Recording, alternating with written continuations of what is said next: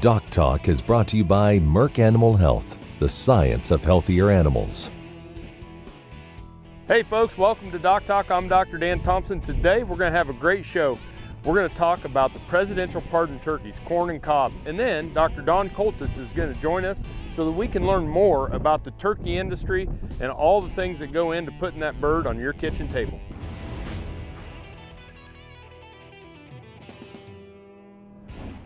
I'm Bob Swartz, and I've devoted the last 43 years to helping Kansans reach their retirement goals and to protect the family farm.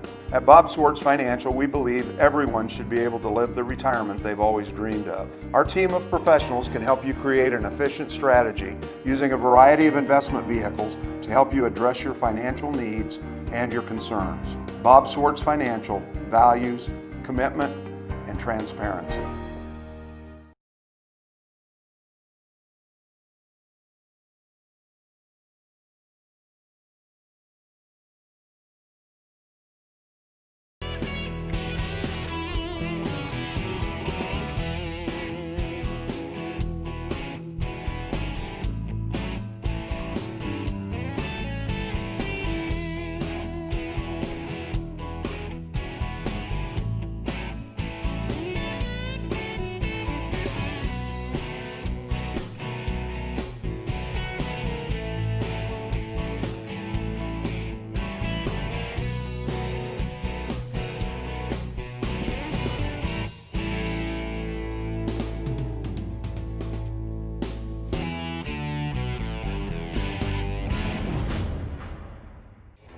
Closed captioning is brought to you by Profusion Drench for beef cattle, a no prescription, no needle supplement.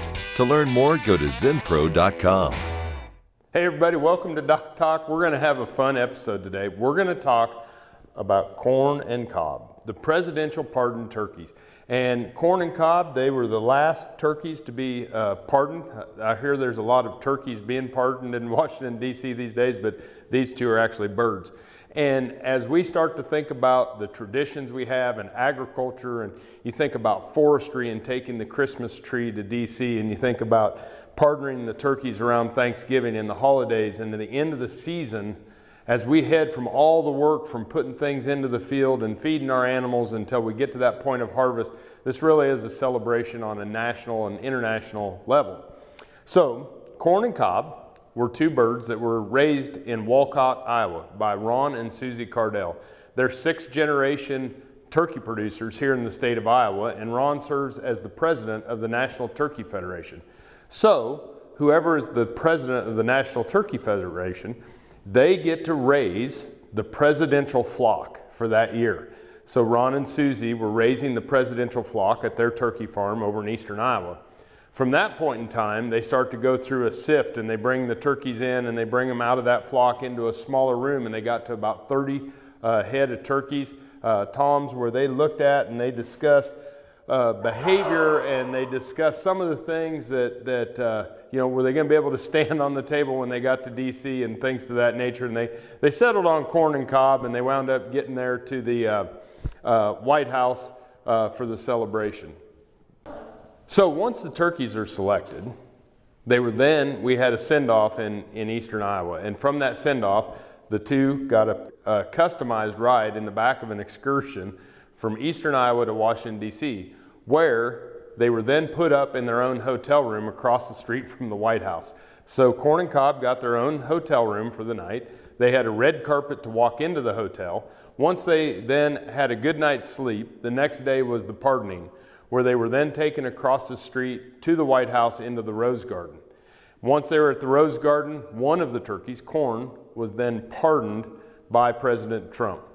After that, they jumped in the excursion and they were transported right back here to Ames, Iowa, where now they are housed for their natural life here at Iowa State University. And it's been a lot of fun. I've learned a lot about the turkey industry, and we're going to tell you a little bit more about turkeys and how they're raised here on DocTalk.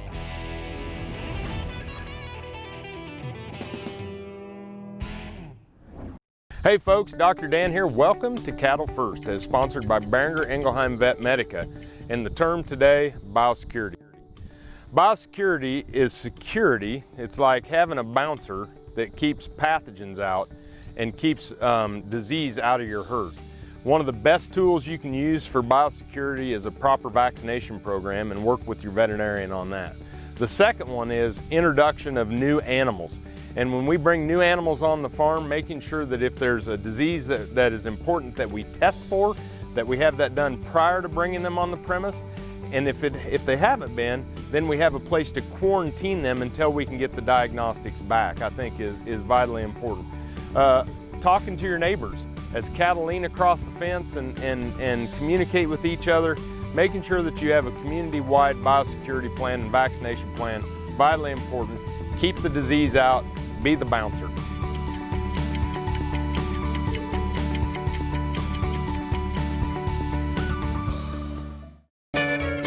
Ag Promo Source is a unique group of marketing specialists with one mission: help your ag business grow. Each affiliate has their own area of expertise, and they work together to bring you advice, products, and services. To get started, visit agpromosource.com. Ag Promo Source, together we grow.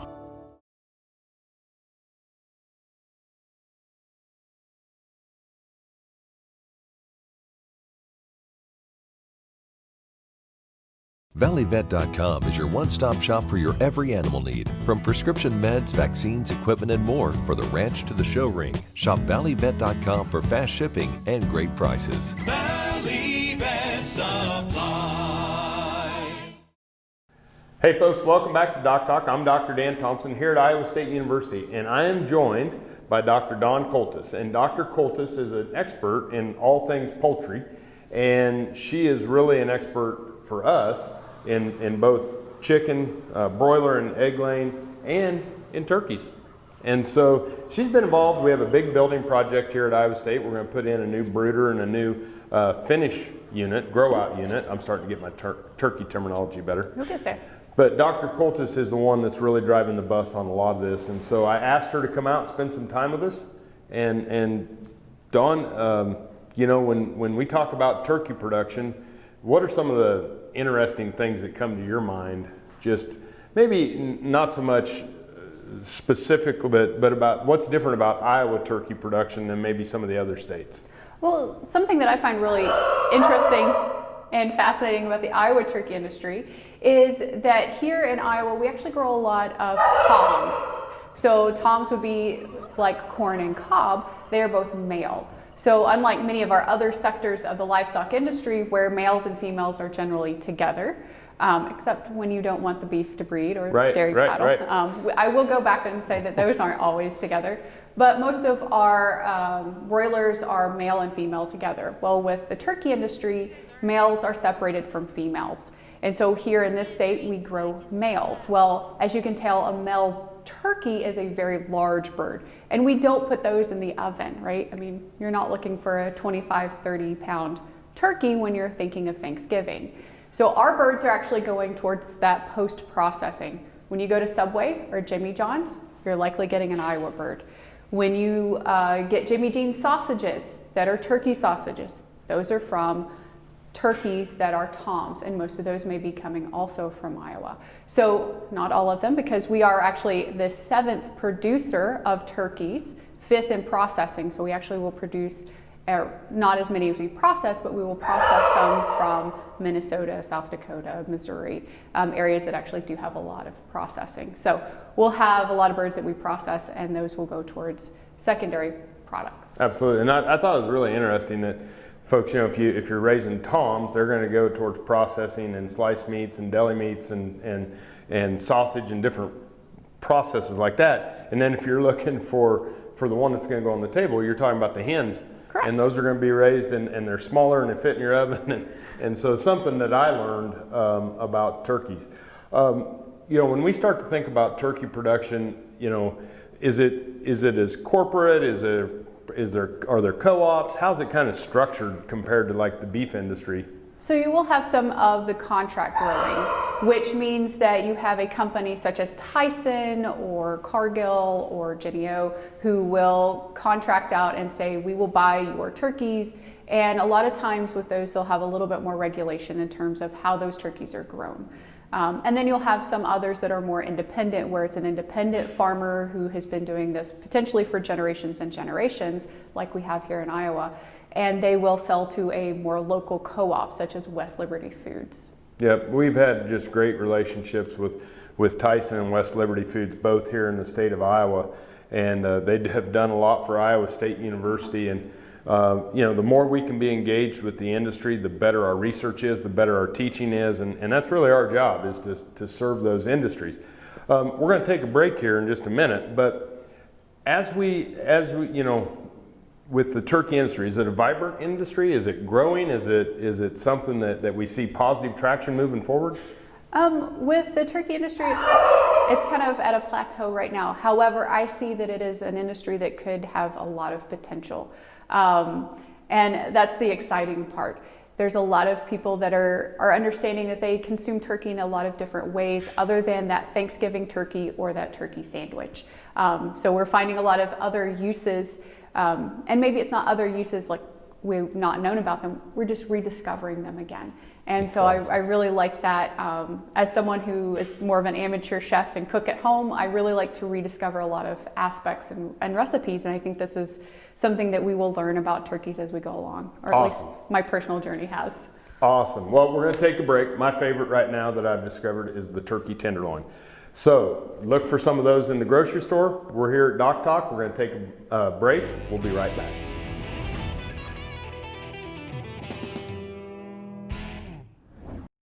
Does your health plan lack dental and vision coverage? With Kansas Farm Bureau Health Plans, you can get a dental and vision bundle for yourself or your family at an affordable price, giving you the ability to maximize your benefits and lower your costs. Plus, you'll get a solid network of providers in one convenient package. Learn more at kfbhealthplans.com or contact a Farm Bureau Financial Services agent near you.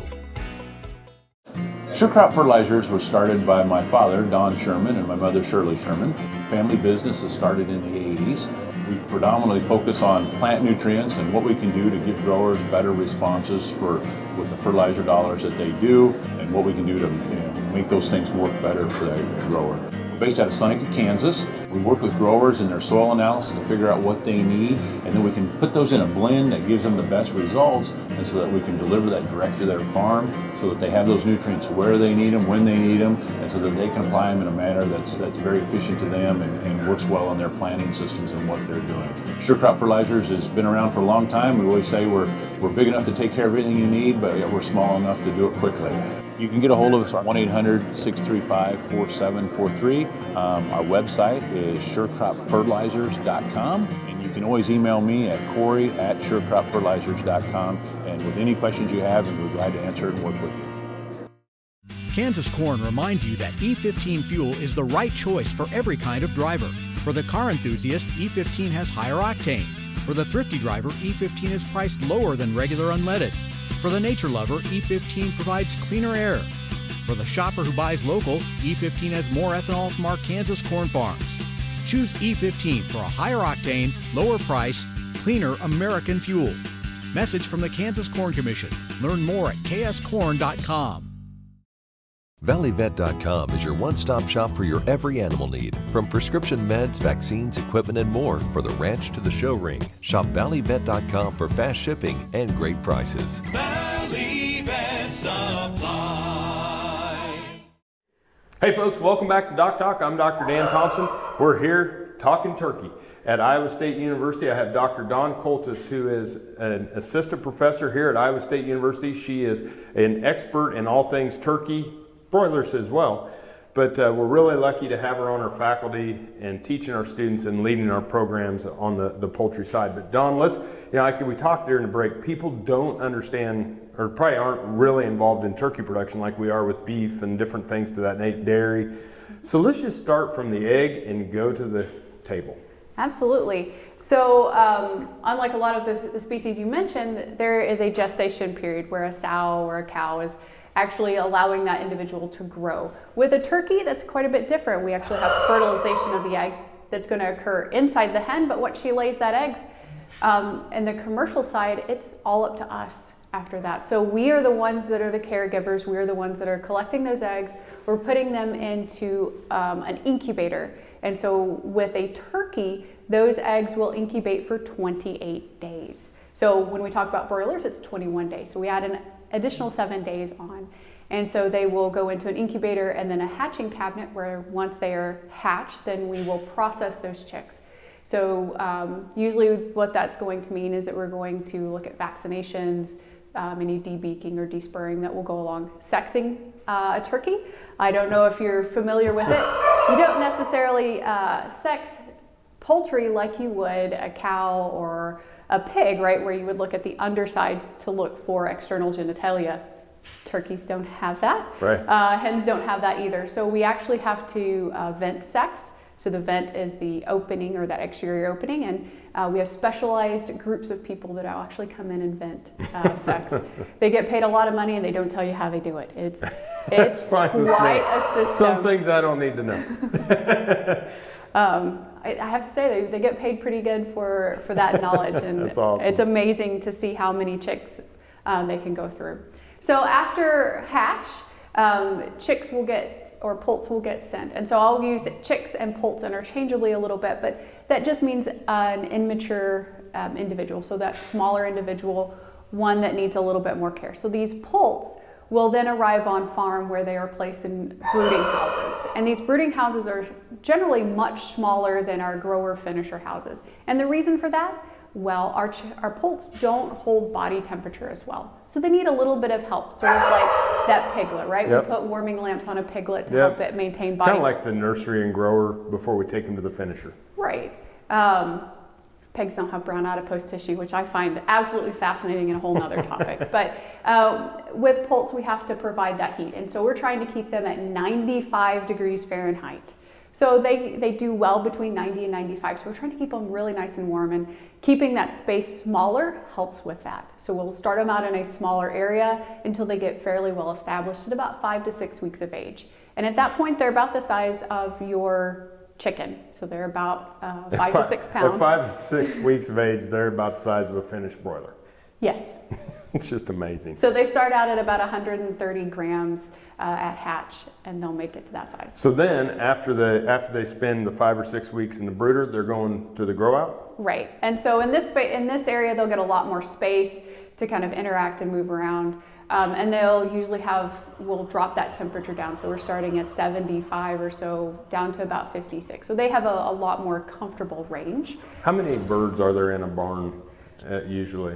Around 20,000 or so. That's amazing. Great. Yeah. So then how long will they be in that grow out facility? So they will be in that facility probably another 10 to 12 weeks.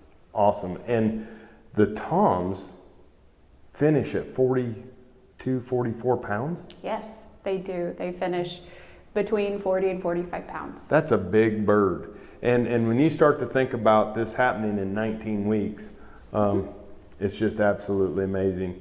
Let's take a break. When we come back, we're going to wrap up here talking turkey with Dr. Don Coltis here at Iowa State University. Thanks for joining us.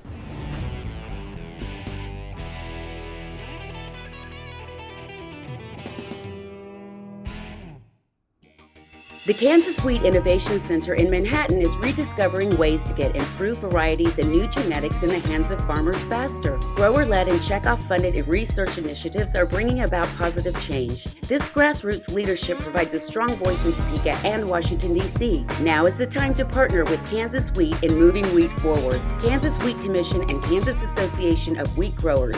Farmers investing in their future and yours. Log on to rediscoverwheat.org.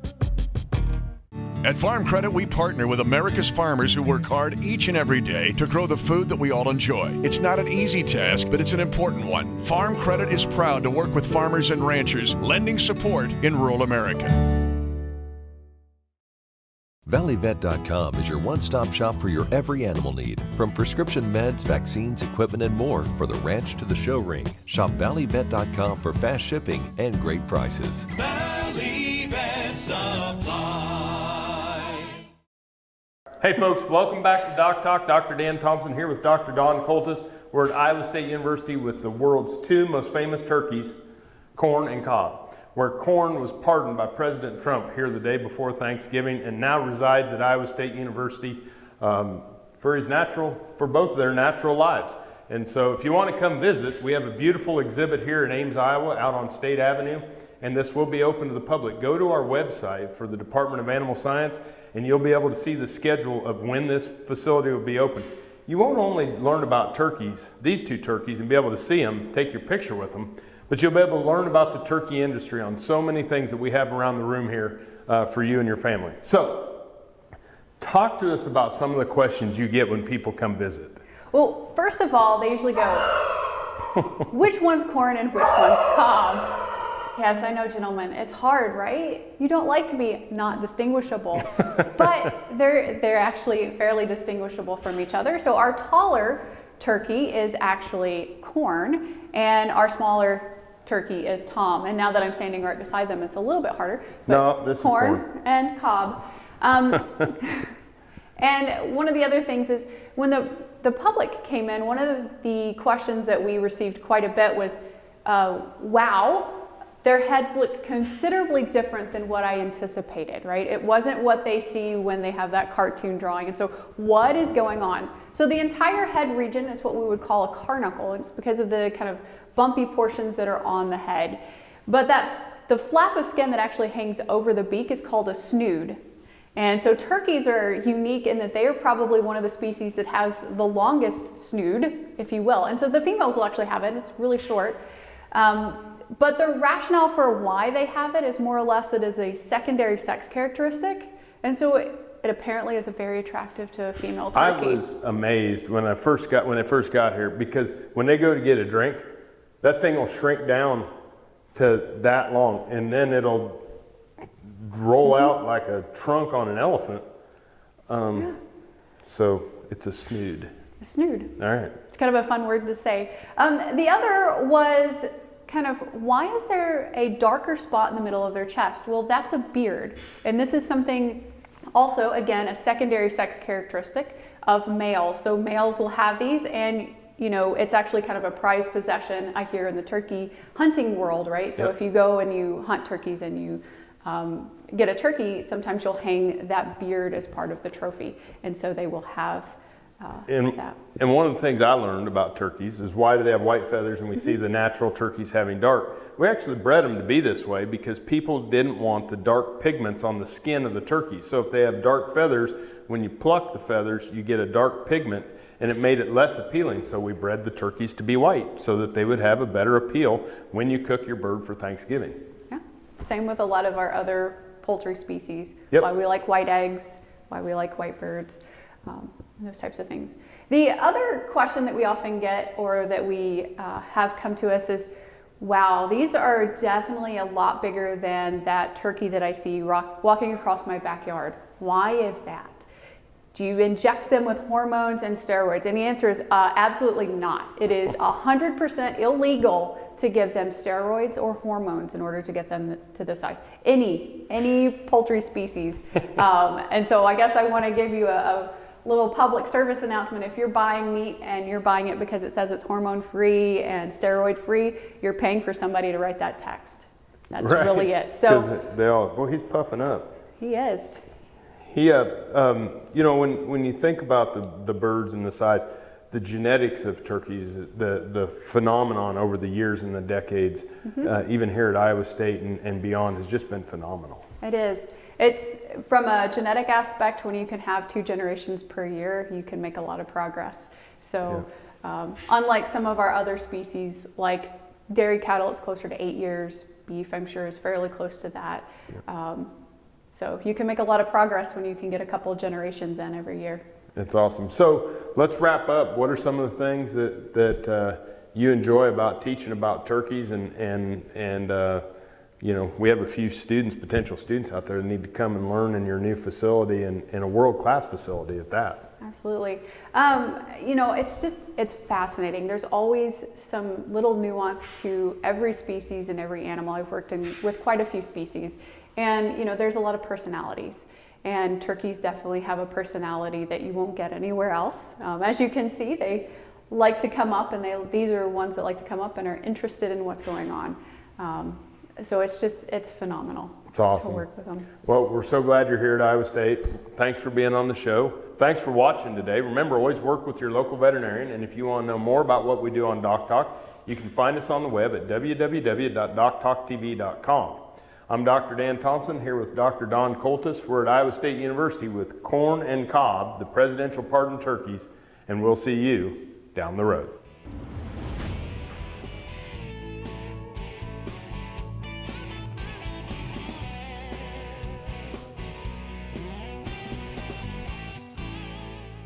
Closed captioning is brought to you by Profusion Drench for beef cattle, a no prescription, no needle supplement. To learn more, go to zenpro.com. DocTalk was brought to you by Merck Animal Health, the science of healthier animals.